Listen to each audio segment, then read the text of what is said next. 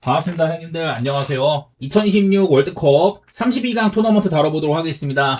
지금 이제 제가 녹화하고 있는 현재는 캐나다가 1대0으로 극장골로 남아공을 꺾고 나서 처음으로 16강 진출에 성공을 했는데요. 자, 이제 제가 그 전에 이런 것들 보여드리면서 여태까지 이번에 48개국으로 확대가 되니까 그전 여러 메이저 대회들에 비해서는 득점이 상당히 많이 나왔고 점수도 생산력이 대단히 높았다고 했습니다. 특히나 이번 대회는 마헨이나 무승부가 많았지 햄무라든지 역배 같은 것들 생각보다 적다고 했었어요. 전력차가 좀 커지다 보니 프레닝도 줄어들고 고배당 노리는 것도 특히 이제 마헨이 대단히 많았기 때문에 많이 나오지 않았습니다. 아무래도 막 1마헨 같은 것들도 배당이 매우 안 나오는 그런 것들이 많았었다 보니 유독 이번 월드컵은 그전 대회들에 비해서 고배당 보기가 좋지는 않았는데요. 그러면 이제 좀 그런 핫바리들이 걸러지고 나서 32강부터는 그냥 바로 지면 탈락이니까 연장전도 있고 그런 변수들이 작용되는 이런 토너먼트는 어떨 것이냐. 제가 전에도 이런 것들을 한번 한 적이 있었는데요. 일단 먼저 알고 계셔야 될 게 월드컵에서는 1930년부터 중간에 뭐 전쟁 때문에 휴식기가 있었지만은 96년 동안 월드컵이 진행이 되면서 우승을 맛본 팀은 단 8팀밖에 없었습니다. 24개의 대회 중에 우승팀은 8팀밖에 없다. 여기 중에서 우루과이는 초대 대회랑 1950년이니까 엄청 오래전이고 이탈리아가 4번, 독일이 4번, 브라질이 5번, 잉글랜드 1번, 아르헨티나 3번, 프랑스 2번, 스페인 1번. 그러니까 이게 스페인이 2010년에 얘네들이 우승을 한 것도 이게 진짜 어려운 거를 뚫은 거였었습니다. 프랑스도 98년을 뚫은 게 대단한 거고 그동안 우승하는 팀만 했는데 이렇게 좀 근본 팀들만 우승 경험이 있고요. 심지어 결승을 경험해온 것도 네덜란드, 헝가리, 체코, 스웨덴, 크로아티아. 결승까지 도달하는 것조차 어렵다. 이게 막 유로 같은 경우는 뭐 그리스나 덴마크 이런 팀들도 우승하는 게 유로인데 월드컵이랑 차이는 토너먼트가 한 단계가 더 있다는 거거든요. 근데 이번엔 토너먼트가 하나가 더 생겼습니다. 그만큼 거르는데 한 번 더 걸러진다는 거거든요. 그러면은 저는 이번에도 우승팀은 기존 강자들에서 나올 가능성이 매우 높다. 좀처럼 이렇게 신진 세력이 도약하기가 어려운 대회다. 그렇게 좀 생각을 하는데 월드컵이나 유로에서의 최근 이런 토너먼트를 보면은 제가 일단 눈에 띄는 거는 이 조별리그에 비해서 토너먼트가 확실히 점수가 좀 더 나는 성향이 있더라고요. 특히 조별리그나 이런 거에 비해서는 뭐 햄무, 무승부, 역배 이런 것들이 조금 더 보이지 않나 뭐 그런 생각이 들기는 해요. 보니까 막 준결승, 4강 이런 데서도 점수가 되게 많이 나오는데 저는 이번 대회 월드컵 경기들을 좀 보면서 이 생각만큼 VAR로 막 페널티킥 같은 것들을 자주 불진 않습니다. 우리가 막 리그에서 와 이게 VAR로는 이것도 페널티킥을 준다고 저 정도 파울에? 저는 그런 것들을 느낀 적이 되게 많았는데 이번 대회는 좀 그러지가 않은 것 같더라고요. 정말 김 빠지는 페널티킥 이런 것들이 많이 나오지는 않고 그리고 파울도 어지간한 건 잘 안 부는 것도 있습니다. 그러다 보니 경기 진행도 빨라지고 개인적으로는 되게 마음에 들어요. 이번 대회 심판진의 이런 성향들은. 어쨌든 뭐 그런 것들이 좀 보이는 대회였는데요. 이런 것들 조금 알고 계시면은 도움이 될 만할 것 같습니다. 저는 월드컵에서는 특히나 이렇게 이변은 4강까지 결승은 가던 팀들만 간다. 전 이거를 되게 굳건히 믿는 사람이어서 이런 것들도 한번 뭐 체크해 보시면 좋겠습니다. 자, 이제는 좀 이제 경기 분석으로 가보겠습니다. 먼저 브라질 대 일본인데요. 자, 브라질은 뭔가 좀 저물고 있고 일본은 아시아의 강자를 넘어서 뭐 브라질도 2025년에 잡은 적이 있었고요. 그전에도 유럽 가가지고 터키랑 뭐 독일 이런 애들 패지 않았냐. 그런 얘기가 정말 많이 나오죠. 그리고 실제로 이제 배당 같은 것들도 브라질이 지금 1.67밖에 안 되고 막 일본이 역배를 뭔가 가고 싶어. 근데 개인적으로 저는 추천하지 않는다. 이게 일단은 가장 최근에 맞대겨 볼게요. 25년 10월 14일이면은 이거 엄청 최근인데 이 경기를 조금 되짚어보면은 브라질이 전반에만 일단 2대0으로 크게 앞섰습니다. 일본은 이때도 라인업이 좀 비슷했거든요. 나카무라라든지 뭐 이토주냐 도안 리츠 이런 애들 나오고 되게 좀 촘촘했어요. 최전방과 최후방의 간격이 한 20m, 30m 이내로 유지가 되면서 수비할 때 특히 이제 박스 중심으로 많이 수비를 하고 그러니까 브라질 같은 기술이 좋은 팀도 뚫기가 힘든 구조였는데 근데 그 브라질이 이거를 본인들의 패스워크로 뚫어냈거든요. 단순히 뭐 득점력뿐만 아니라 만들어가는 과정에서 그런 것들이 꽤나 많이 나왔습니다. 그 중심에는 이제 비니시우스라든지 뭐 파케타 이런 애들이 있었고요.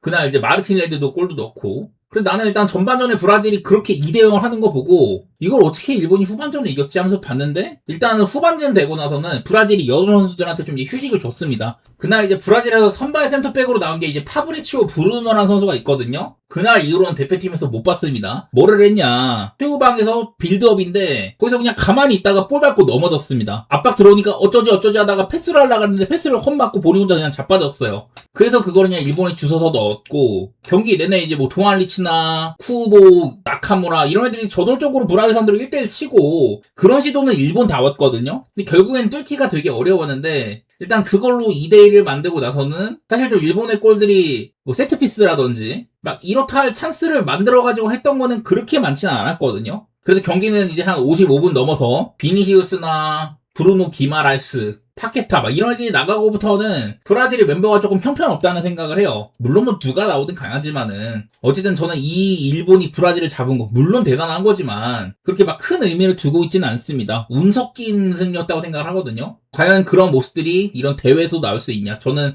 현저히 가능성이 적다고 생각을 합니다. 브라질 이번 대회 모로코한테 첫 경기를 비겼어요. 그 경기는 그리고 또 이제 좀 비슷했어 뭔가 그런 것들을 보면서 와 역시나 브라질이 좀 많이 내려왔구나 저조차 그런 것들을 많이 느끼는데 근데 그 이후에 뭐 스코틀랜드나 이런 팀들 패는 것도 쉽게 팹니다. 중간에 또 이제 하피냐가 부상으로 낙마를 해버렸고 그리고 마르키니스가 이번 시즌 PSG에서도 그렇고 급격하게 좀 수비 실수라든 이런 것들이 불안해지고 있거든요. 뭔가 좀 후반도 아쉬운 게 있는데 그래도 대회를 거듭하면서부터는 브라질이 좀 안정세로 가고 있다고는 보입니다. 일단 비니시우스가 너무 잘하고요 지금. 단순히 그냥 개인 능력뿐만 아니라 좀 네이마르의 향기가 나요. 주도적으로 패스나 이런 것도 완급 조절도 할 줄 알고 또 파케타가 이걸 또 보좌를 되게 잘해줍니다. 하프 스페이스 넘나들면서 그런 것들도 긍정적으로 봤던 것 같아요. 브라질이 지배적으로 하는 한편 일본이 간헐적인 이런 역습 같은 거 일본이 그런 걸로 재미 많이 봤습니다. 지난 대회에서 스페인이나 독일 무너뜨리는데 되게 그게 컸잖아요.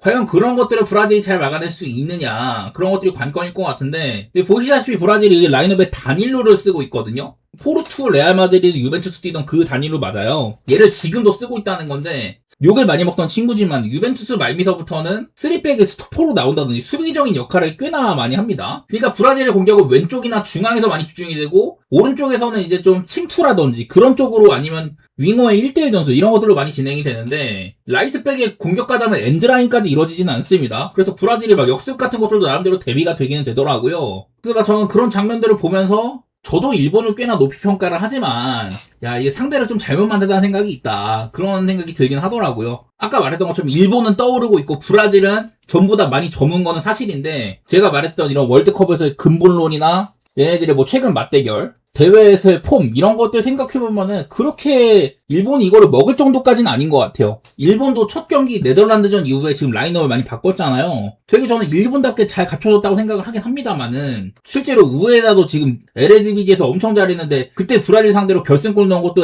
우에다였거든요. 그러니까 그런 것들은 무섭기는 한데 한편으로는 일본 역시 개인적으로 저는 미나미노나 미토마 이런 애들은 대체가 된다고 보지만 엔도가 빠진 건 아쉽지만 어쨌든 핵심 선수들이 빠진 거는 맞잖아요. 뭐 그런 것도 얘기할 수는 있고 저는 오히려 이 경기는 세간의 평가보다는 브라질이 배당을 못 받았다고 생각이 듭니다. 이거 어쩌면은 일본을 좀 높이 보고 브라질을 낮게 보면서 역배 도전하시는 분들이 꽤나 많을 것 같은데 개인적으로는 그러면은 좀 이제 배당 오르는 거를 기다렸다가 좀 브라질 쪽을 보고 싶은 생각이 있어요 저는. 거기다가 또 양팀의 축구 스타일상 저는 오바도 한번 생각해 보도록 하겠습니다. 일본이 저력을 보일 수 있다면 그거는 오바에 그칠 거다. 그렇게만 보겠습니다.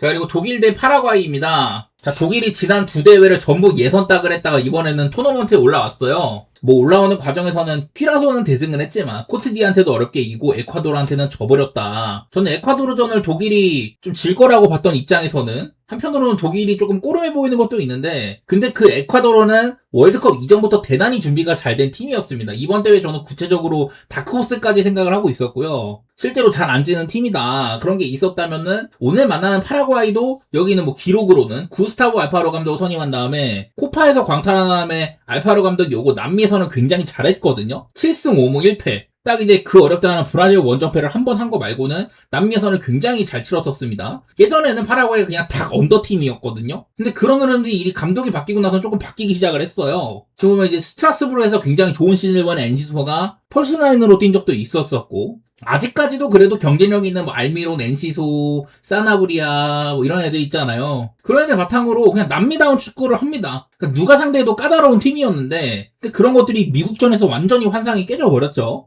미국이 파라과이를 3대0으로 발랐던 게, 야, 이게 저도 좀 인지 부조화가 왔습니다. 파라과이 이렇게 못하지 않았는데, 막상 까보니까 뒤지게 못한다. 그래서 이번 대회도 어쨌든, 뭐, 토너먼트에 왔어도, 그닥 뭐, 포스는 없이 보이긴 하는데요. 버티기 능력이 얼마나 있을 거냐. 그런 것들만 기대가 되는 수준이고, 자, 독일을 보면은, 이번에 슈퍼스타로 운다브에 대한 얘기를 계속 하게 됩니다. 코트디전에서 멀티골로 팀을 구해내버렸죠. 그리고 독일이 마지막 경기를 조금 편하게 한 것도 있었는데 사실 에콰도르전에 독일이 그렇게까지 로테이션을 많이 돌리진 않았습니다. 아마 이번 대회는 그냥 이렇게 가기로 한 것 같아요. 지금까지 하는 거 보면 사실 사네가 여기 자리를 지키고 있는 게 맞나, 차라리 그냥 브라운보다 라움 같은 애들 좀 더 저돌적으로 하는 게 맞지 않나, 뭐 이런 생각은 들긴 하는데 어쨌든 뭐 확고한 것 같습니다. 파블로비치의 짝으로는 그냥 은메차를 꾸준히 쓰기로 한 것 같고, 결국 독일도 약간 좀 이제 과거의 스페인과 비슷한 부분이 있어요. 얘네들 이선에 막 비리츠나 무시아라, 얘네들이 한창 폼이 좋을 때는 정말 대단했어요. 그리고 하베르츠 같이 펄스나인이랑은 뭔가 호환성도 조금 있고 박스 안에서 이 페널스테이션 움직임이 대단히 좋은 그런 팀워크가 좀 있었는데, 글쎄요, 이번 대회에서는 그런 게 조금 덜한 것 같기는 합니다. 얘네들도 가진 뭐 부상이나 폼 이슈로 사실 한창 좋을 때만큼은 아니어서 그런 게 걱정되긴 하는데, 결국 그거 그냥 독일이 오늘 조금 이제 잘 풀리냐 안 풀리냐의 문제지, 파라과이가 독일을 어떻게 해보려면은 너무 조건들이 많이 붙는다고 생각을 해요. 실제로 이번 대회 때 그렇게 보여준 것도 많이 없었는데 파라과이가 첫 경기 미국한테는 찢겼고 터키한테는 터키가 너무 못 넣어서 가지고 첫 골만 잘 지켜서 그냥 이긴 셈입니다. 마지막 호주전은 제가 약간 좀 니즈가 많은 부분이 있다고 했지만 뭐 되게 치열하긴 했어도 그렇다고 해서 막 결정적인 득점 기회 이런 것들이 많지는 않았거든요, 서로. 그래서 결국에 본인들이 넣은 골은 2골밖에 안 되는 거죠, 파라과이가. 이거는 남미 선에서의 모습과는 굉장히 거리가 멉니다. 얘네들이 과거에 잘했던 그런 버티기 같은 거, 그거를 얼마나 해드냐의 문제 같지 독일을 크게 위협할 정도로는 안 보여요. 전력 차이도 많이 나고. 이건 뭐 굳이 뭐 고배당을 노리거나 그런 생각도 많이 안 들고 그냥 단순하게 독일의 승리나 뭐 마헨 이런 거를 노려야 되는 게임 같다, 그런 생각을 했습니다. 얼핏 보면 파라과이가 만약에 잘 버틴다, 그리고 또 이제 알미론이나 엔시오 같이 역습 트레일러들이 있다, 이런 것들이 어떻게 작용할지는 모르겠는데, 그리고 또 독일도 지금 슐로터백이 고장난 상황에서 리디거도 늘 뭐 부상을 달고 있는 선수고, 키미 같이 1대1이 약하다거나 스피드에서는 경쟁력이 조금 떨어지는 이런 선수들로 후방을 구성했다 보니까 독일이 뭔가 본인들이 짝짝짝짝 하는 건 잘하는데 거기서 역습을 맞아서 거기에 대한 대처 이런 것들이 좀 아쉬울 수는 있거든요. 결국엔 파라과이가 노릴 점은 그 점 하나라고 보는데, 그리고 또 독일은 그런 거에 대해서는 그동안의 A매치들에서는 손해를 본 부분들도 확실히 있었어요. 예전만큼 그냥 뭐 예선에서 그냥 한 번도 안 지고 다 싹 다 올라간다든지 뭐 그 정도까지는 아니에요, 지금 독일이. 그래서 저는 독일도 지금 이번 대회 엄청난 막 우승 후보급으로 꼽힌다고 보지는 않지만 이거는 독일을 내려치는 것보다 파라과이가 기대 이하였던 게 더 생각이 나더라. 저는 그런 생각으로 독일 쪽이나 뭐 마헨 혹은 뭐 고베당을 본다면은 뭐 전반 햄무 같은 거 그 정도로 보도록 하겠습니다. 그리고 네덜란드 대 모로코인데요. 야, 이 경기는 참 재밌을 것 같아요. 네덜란드 뭔가 지금 유럽에서 제일 뭐 최상단 느낌까지는 아니고, 모로코는 지난 대회 때 4강을 찍었을 정도로, 그리고 또 이제 아프리카의 맹주급이기도 하니까 좀 재밌을 것 같은 매치인데, 근데 이게 조금 끄집어보면 저는 네덜란드가 상성이 좋아 보이기는 해요. 일단 얘네들의 지금 현재 전력을 봤을 때 원래 시즌을 앞두고는 학포 같은 애들이 좀 컨디션이 안 좋았잖아요, 리버풀에서. 근데 막상 대회에 오니까 괜찮게 하더라고. 첫 경기에는 선발로 안 하던 브로비가 2, 3차전에 대박을 터뜨렸습니다. 선수단 전반적으로 골맛을 많이 봤어요, 얘네들이. 골기드 값이 5점대인 거에 비해서 실제 득점은 10점이나 해버렸고, 네덜란드가 생각보다는 잘 풀렸습니다. 특히 뭐 스브진이 아주 뭐 타이트하다든지 세트피스 옵션도 있고, 각자 이제 뭐 소속팀에서 폼 좋던 애들이 얼추 잘해주고 있는 것 같습니다. 둠프리스도 딱 이제 제가 기대했던 그런 모습이고요. 사실 조도 네덜란드, 일본, 스웨덴, 튀니지면은 막 그렇게 큰 구멍은 없는 조거든요. 튀니지가 까보니까 엄청 못하긴 했지만 그렇게까지 큰 구멍이 있는 조는 아닌데, 다른 조처럼 막 약팀이 있는 조가 아니었는데 거기서도 네덜란드가 위력을 많이 보여준 셈입니다. 아마 대회 내내 거의 뭐 상대한테 리드를 뺏긴 적이 없었었죠. 일단 그런 점을 좀 좋게 봤고, 단단 이번 대회 보여주고 있는 것보다 지난 대회나 그 전 대회가 엄청 안 좋았는데, 오히려 지난 대회 때도 8강에서 아르헨티나를 끝까지 터미까지 몰아붙였던 게 네덜란드입니다. 세트피스 앞세워서. 이번 대회는 그 전부터 조금 빌드업이 잘 되고 있다고 생각을 해요. 월드컵에서는 아프리카 팀들한테도 굉장히 강했다. 5승 1무였는데 5승 전부 다 2득점 이상을 하면서 이겼다고 하더라. 또 여기는 지금 뭐 브로비처럼 대회 때 미쳐있는 놈도 하나 있고, 대회를 앞두고 뭐 시몬스라든지 팀버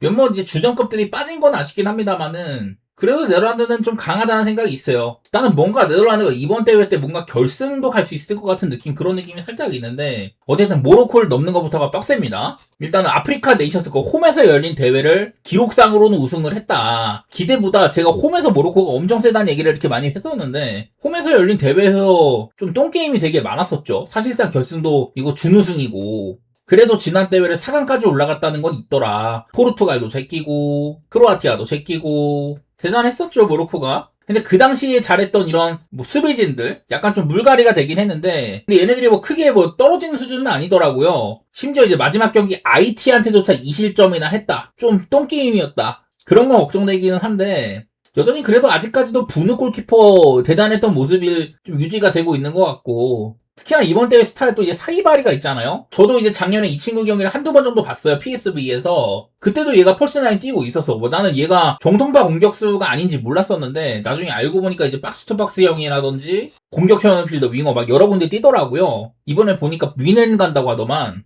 난 얘를 존재는 알고 있었는데 LADBG에 올해 선수상 받고 그런지는 몰랐었는데요. 어쨌든 대회에서도 보여주고 있더라. 연계 능력 좋고 피지컬도 좀 빵빵하고. 근데 아무래도 네덜란드에서 좀 뛰었다 보니까 아마 이 사이바리에 대해서 가장 또 잘 알고 있는 팀이 또 네덜란드일 수가 있습니다. 모로코의 공격이 뭔가 브라임 디아즈에 의존할 것 같은 느낌이 많이 들었는데 딱히 뭐 그러지는 않아요. 물론 중요한 존재지만은 사이바리가 좀 내려와가지고 이것저것 한다거나 부담을 좀 짊어지고 있는 것 같다. 제가 여러 차례 여기는 뭐 아이나위도 올 시즌 로마에서 좋았다든지 양 사이드 윙백들의 퀄리티도 좋다든지 모로코 칭찬을 좀 많이 했는데 좀 피지컬적인 부분이나 뭐 중원 상태 이런 것들에서 좀 상성상으로 하나씩 좀 밀린다는 생각이 일단은 좀 있습니다. 무엇보다도 모로코의 수비, IT한테부터 2실점을 했던 거. 스코틀랜드한테는 별 위기가 없었는데 사실 브라질도 괜찮게 막은 편이긴 하지만 그렇다고 위기가 아예 없었던 것도 아니죠. 모로코의 수비력이 지난 대회보다는 조금 빠져 보이긴 하더라. 그리고 지난 대회 4강을 갔다고 할지라도 그런 모습을 연달아 보이는 건 또 대단히 어려운 일이잖아요. 이번 대회도 모로코가 막 지난 대회처럼 그렇게 할 것 같진 않아서 저는 결국에 승자는 네덜란드로 보고 있긴 합니다.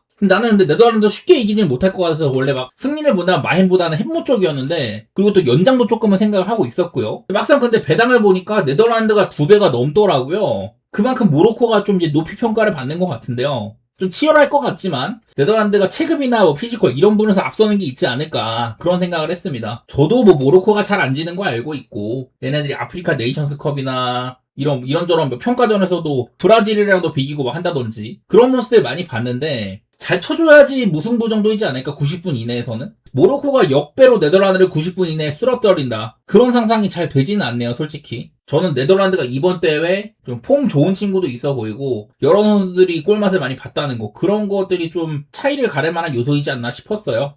그래서 이 경기를 네덜란드 승을 할까 무승부를 일단은 내밀고 햄무를 앞세울까 그런 생각을 했을 때 네덜란드 일반승을 갈 거면 그거는 조합에 넣어야 되잖아요. 부담이 따릅니다. 그래서 그냥 저는 네덜란드 햄무나 무승부, 햄무를 앞세운다. 그리고 오바 가능성도 있어 보인다. 이 정도로만 보도록 하겠습니다. 자, 그래서 오늘 이렇게 토너먼트 3경기 정도 다뤄봤는데요. 경기가 적지 않는 한 앞으로도 토너먼트도 일단 16강은 매번 이렇게 영상 남겨드릴 것 같습니다. 도움되셨기를 바라고 저 오늘 여기서 인사드릴게요. 감사합니다.